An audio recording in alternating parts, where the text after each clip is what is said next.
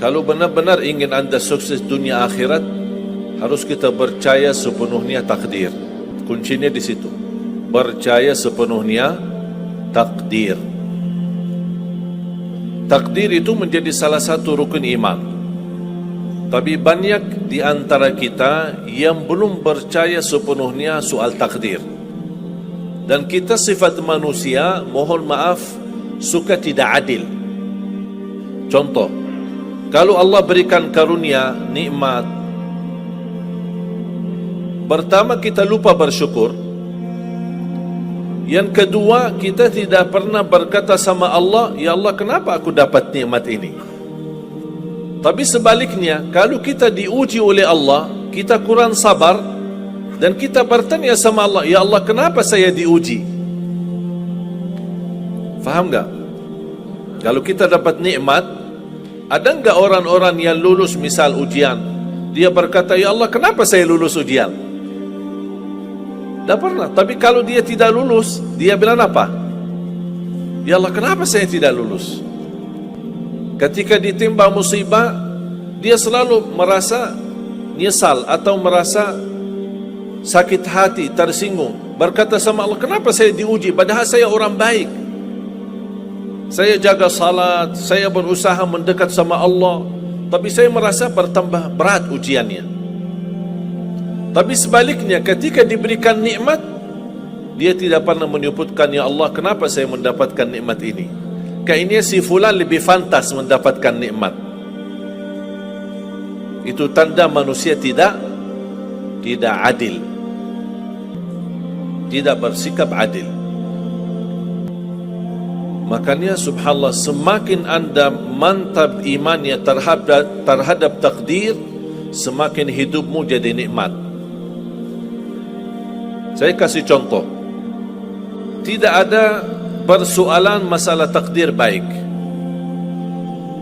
Itu bukan masalah bagi kita. Justru kita bertambah senang kalau kita mendapatkan takdir yang baik. Tapi yang menjadi persoalan bermasalah bagi kita adalah takdir buruk. Ketika ditimpa musibah, ketika ada ujian, ada sakit, kesulitan, penghasilan yang tidak mencukupi, dan banyak masalah keluarga, masalah rezeki, masalah sama majikan, masalah di kerjaan, itu yang membuat banyak beban fikiran. Tapi kita harus tahu, sebenarnya walaupun takdir itu ada baik, ada buruk, kenyataannya buruk, nampaknya buruk, tapi hakikatnya baik. Tapi kapan kita bisa tahu takdir yang buruk ini bisa menjadi baik bagi kita? Belum tentu sesaat terjadi ujian itu.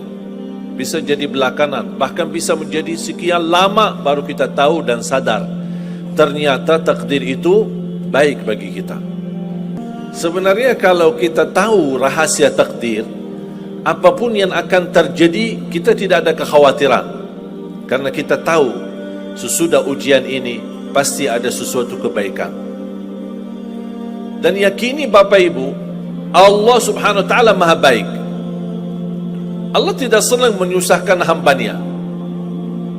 Tapi kadang-kadang proses untuk menuju kebaikan ada kesulitan dan tantangan. Berarti intinya apa? Apa yang saya ingin sampaikan, jangan ada yang merasa sakit hati atau merasa tersinggung ketika menghadapi ujian, merasa belum terkabul keinginannya. Allah sudah kabulkan. InsyaAllah tidak ada di antara kita yang ditolak doanya.